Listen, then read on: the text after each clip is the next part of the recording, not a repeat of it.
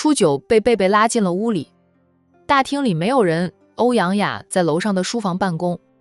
她今天没有回公司，但有些事情要她处理的，秘书会发到她的电脑上让她处理。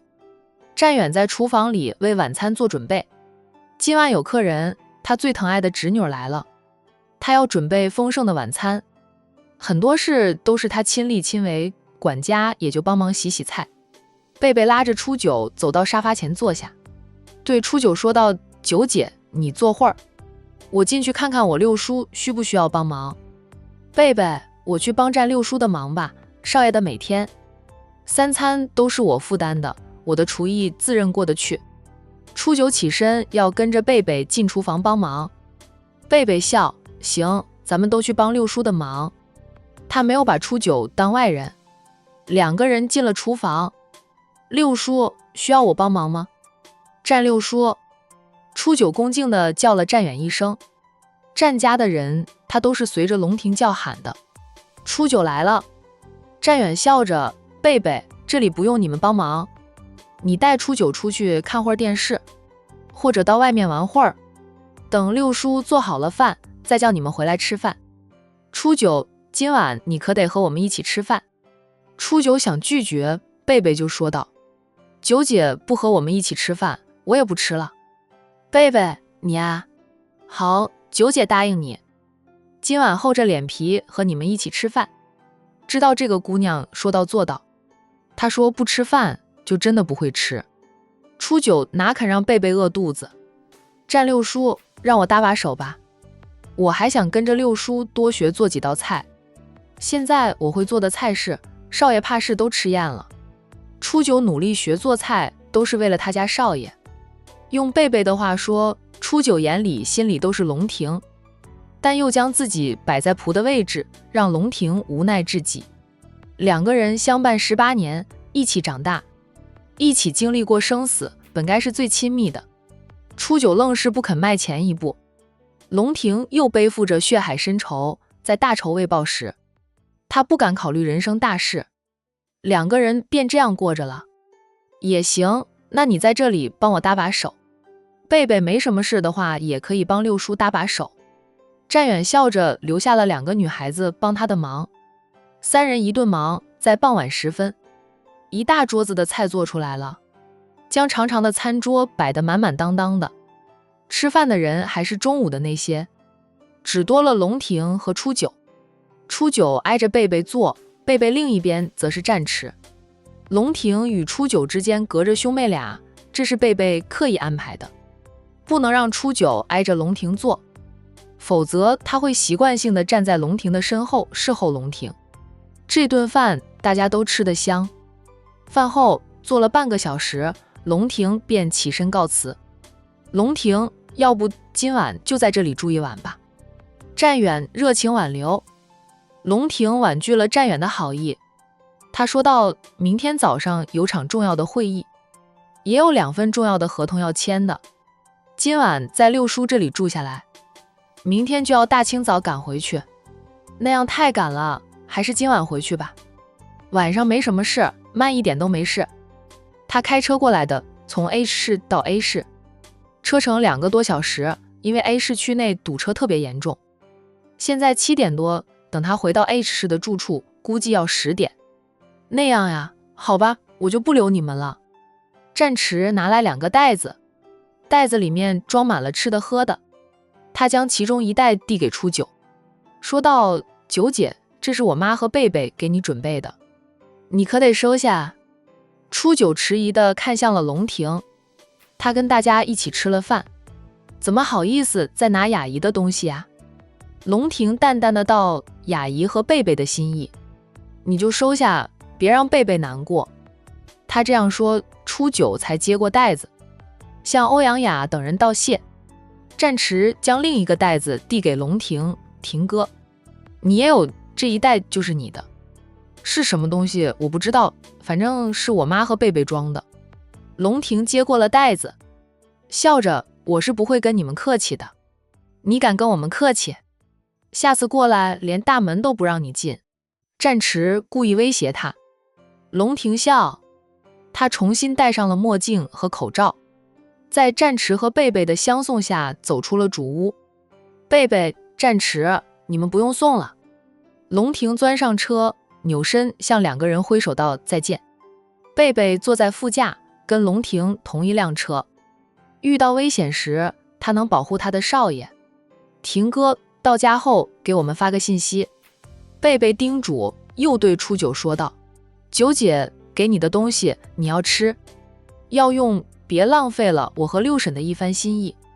给初九准备的是一盒上等燕窝以及2套护肤品，还有一盒点心。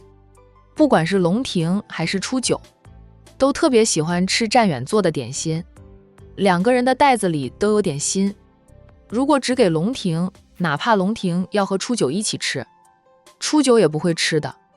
今晚是贝贝在场，初九疼贝贝，顺着贝贝的意思，否则他都不会和大家一起吃饭，更不会收下欧阳雅准备的礼品。目送龙庭离开后，贝贝对战池说道：五哥，陪我散散步，消消食吧。好。两个人正要往后院走去，战池的亲弟弟，兄弟当中排行15的战旭从屋里跑出来。哥姐，你们要去哪里？等等我要跟你们一起。战池扭头看着亲弟弟跑过来，问他：你东西收拾好了？不用写寒假作业。战旭刚12岁，9月份读初中。他说道：我都毕业了，还写什么作业？好好的过一个不用写作业的暑假，书本等会儿再收拾也是可以的。从学校搬回来的书本，他都是一股脑塞在书柜里。战池说道：允许你玩1个星期，然后就要预习初中的知识，不懂的就问我，也可以问家里任何人。战旭哥，你就不能让我玩1个暑假吗？我上初中后会努力学习的。他成绩极好，还没有小学毕业，本是最好的那些重点中学纷纷找上门来游说他去他们的学校读初中。战旭是哥哥为榜样，早就决定去哥哥以前就读的那所重点中学就读。我还想回老家去，大家都放暑假，回去跟我的兄弟们聚一聚。只要回了老家，哥哥就管不到了他的学习，他可以尽情地玩1个暑假。战池岂有不知道弟弟的心思，他说道：你在这里，就只有我会管你的学习。回了老家，你上面的哥哥都会管你学习，人均送你1套卷子，能让你做得翻白眼。你也不用着急回老家，过2天你的那些兄弟估计都会来咱们家玩上几天。别忘了，你姐现在在咱们家的兄弟，只要放假都是看你姐在哪里，他们就去那里的。战旭说道：哥，我的意思是能不能过一个轻松的暑假，不用写作业，不完全是为了我的兄弟们。战池笑：哥知道，所以叫你留在家里，在家里只有我一个人管你学习。贝贝说话了：五哥，你别吓小旭了，以小旭的聪明劲儿，等上了初中再努力也不会掉队的。刚放暑假就让人家先放松放松吧，别将九叔当初承受的一切加注到小旭身上。战旭马上上前挽住了贝贝的手臂，笑的那叫做一个甜呀。就知道姐姐对我最好了，不像我哥，就知道催我学习写作业写试卷，我刚小升初呢，要是我现在读高3，我哥肯定把我往死里逼。贝贝说道：不用给自己太大压力，相信自己，学习是重要，但身心健康更重要，姐姐希望你永远快乐。五哥，你也不要老是给小旭太大的压力，咱们家兄妹读书都不错的，妈妈说战家的基因好，孩子们个个读书成绩都很好，当然了，也是他们都很努力。好吧，既然你姐姐都这样说了，那这个暑假就允许你放肆的玩一回。不过暑假快结束时，你必须收心，开学后好好读书。哥，我知道了，我平时也没有偷懒吧？战旭冲着哥哥扮了个鬼脸。战池敲了他一下，对贝贝说道：贝贝，你是不知道的，这小子最会偷懒了，只要我们不在家，他马上就看电视玩玩具或者出去玩。我外婆他们都包庇着他，不让我们知道他偷懒。贝贝笑道，小旭偷懒，也一直保持着全校第一名，你就睁只眼闭只眼了。你小时候，我六叔和六婶应该没有管得这么严吧？管得更严，我是长子，爸妈对我要求更高，对占旭宽松多了。在家里只有我会管一管他的学习，他们都不管得了。爸妈只管着不让占旭玩太多的电子产品，说伤眼睛。占池觉得自己当初承受的压力才大，他也和弟弟一样，每到放寒暑假，就想马上回到老家去，能和兄弟们团聚一起玩。而且回到了老家，有爷爷奶奶护着，太奶奶宠着，还有那么多叔叔伯伯替他说话，父母就不会管他了，让他在老宅放肆的玩。等到假期一结束，回到家里，父母严厉的管束再次降临。好吧，他能理解弟弟的。姐，你在这里住多久？占旭问道。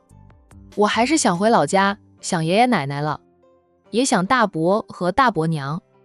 贝贝笑道，怎么？怕姐在你家里住着不走吗？姐也是刚毕业，想好好玩一段时间，估计要8月份才会回管城吧。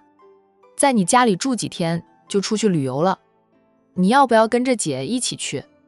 要呀，我才不赶姐走吧，我巴不得姐姐搬过来和我们一起住。姐，你去哪里玩我都跟你去，你回管城我也跟着。占池提醒贝贝，你带着他去，其他弟弟知道了肯定也要跟着去。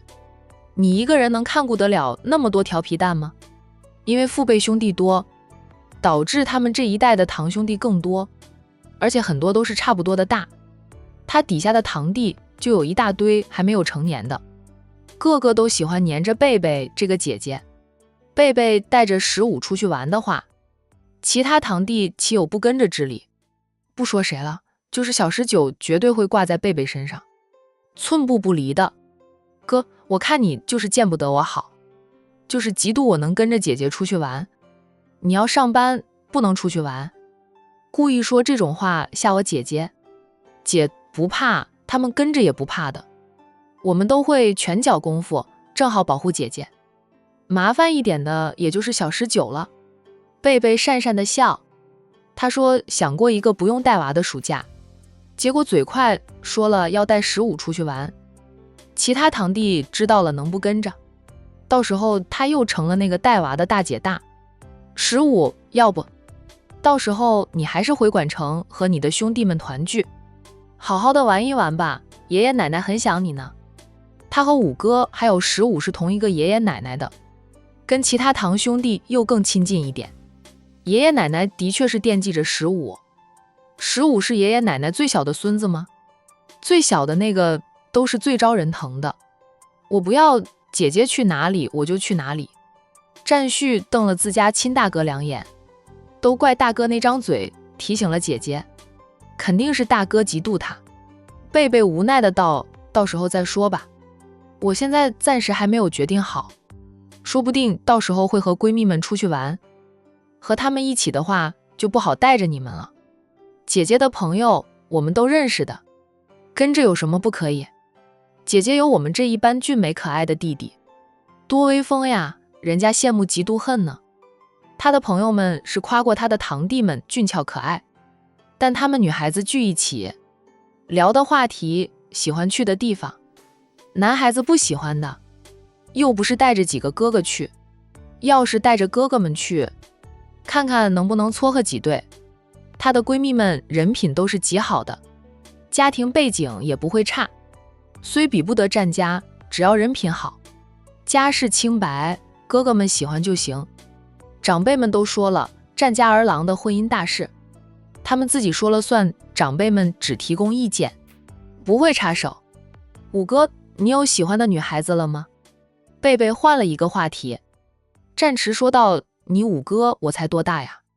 大哥是老大，长辈们都还没有催他的婚，还轮不到我，我现在不去考虑那些，只想努力工作，早点脱离我爸妈的魔爪，能独当一面。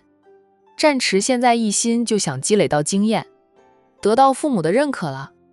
然后自己创业，自己当老板。以后大哥需要他们这些弟弟辅助的话，他也可以回管城发展。说的我六叔六婶很可怕的样子。贝贝笑道，你是我六叔的长子，六叔对你寄予厚望也正常。他亲大哥就是从小就被长辈们寄予厚望，如今大哥也没有辜负长辈们的期望，已经有足够的能力挑起战氏集团的大梁。